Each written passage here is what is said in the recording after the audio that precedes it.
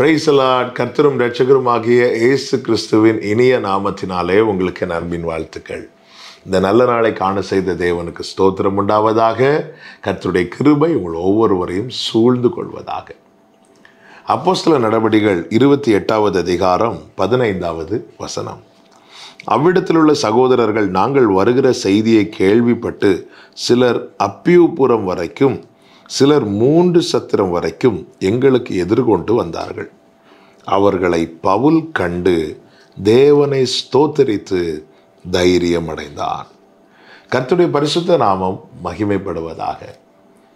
இதற்கு முந்தின அதிகாரங்களில் எல்லாம் பார்க்கும்போது 27வது அதிகாரம் 28வது அதிகாரம் இதில் பல பிரச்சனைகளை பவுல் சந்திக்கிறார். விசேஷமாக 27வது அதிகாரத்தில் ஒரு கப்பல் பயணத்தை குறித்து அங்கே சொல்லப்பட்டிருக்கிறது.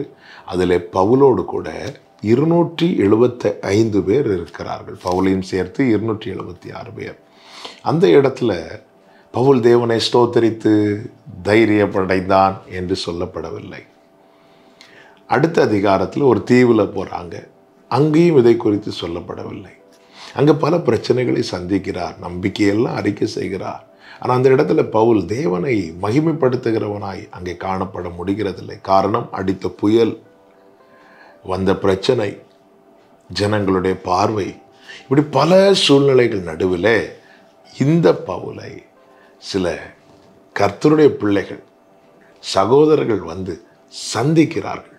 அப்படி சந்திக்கும்போது வேதம் சொல்லுகிறது, அவர்களை பவுல் கண்டு தேவனை ஸ்தோத்தரித்து தைரியம் அடைந்தான். பிரியமான கர்த்தருடைய பிள்ளைகளை, சில நேரத்தில் நாம் சோர்ந்து போகிறது உண்டு. நம்மால் தேவனை மகிமைப்படுத்த முடியாத சூழ்நிலைகள் வருவது உண்டு. இந்த நேரத்தில் நமக்கு என்ன தேவை தெரியுமா? நல்ல ஐக்கியம் தேவை. நல்ல ஆவிக்குரிய நண்பர்களோடு, ஆவிக்குரிய சகோதரர்களோடு. பாருங்கள், கப்பலில் 275 பேர் இருந்த போதிலும் பவுல் ஆரம்பத்தில் சொன்ன வார்த்தை என்ன தெரியுமா? அதே 27வது அதிகாரம் அதனுடைய 20வது வசனத்தில், இனி தப்பி பிழைப்போம் என்னும் நம்பிக்கை முழுமையும் அற்று போயிற்று. அதன் பிறகுதான் அந்த ராத்திரியிலே கர்த்தர் தம்முடைய தூதனை அனுப்பி, கப்பர் செய்தமை அல்லாமல் உயிர் சேதம் வராது, நீ சாட்சி கொடுக்க வேண்டும் எல்லாம் சொன்ன பிறகு அடுத்த நாள் காலையிலே பவுல் எழுந்து நின்று எல்லாரையும் திடப்படுத்துகிறதை வேதம் நமக்கு காண்பிக்கிறது. ஆமே, நம்மை சூழ்ந்திருக்கிறவர்களால் நாம் தைரியம் அடைகிறோமா? நம்மை சூழ்ந்திருக்கிறவர்களால் நாம் இருக்கிற நம்பிக்கை அற்று போகிறவர்களாக இருக்கிறோமா?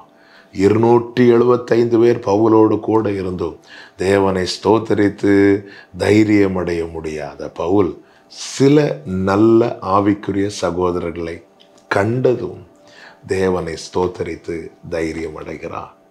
ஆமே, நல்ல ஆவிக்குரிய நண்பர்களோடு, தேவனை ஆராதிக்கிற, தேவனை தொழுது கொள்ளுகிற, வார்த்தை மேல் நம்பிக்கை உள்ள நல்ல ஆவிக்குரிய சகோதரர்களோடு ஐக்கியத்தை வைத்து கொள்ளுங்கள். அது உங்களுக்கு பலனாக இருக்கும். தேவனை மகிமைப்படுத்துவதற்கு ஏதுவாய் அது உங்களை வழி நடத்தும். இந்த நல்ல ஐக்கியத்தை தேவன் நமக்கு தருவாராக. ஜெபிக்கலாமா? எங்கள் நல்ல தகப்பனே, இரக்கமுள்ள பிதாவே, எங்களுடைய ஐக்கியம் நம்பிக்கை அற்றுப்போக பண்ணுவதற்கு எதுவாயிராமல், ஆண்டவரே, பவுல் எப்படி அந்த சகோதரர்களை கண்டு உம்மை ஸ்தோத்தரித்து தைரியம் அடைந்தானோ அந்த நல்ல அனுபவத்திற்கு ஏதுவானதாய் இருக்க கிருபை தாரும். இயேசுவின் நாமத்தில் பிதாவே, ஆமென்.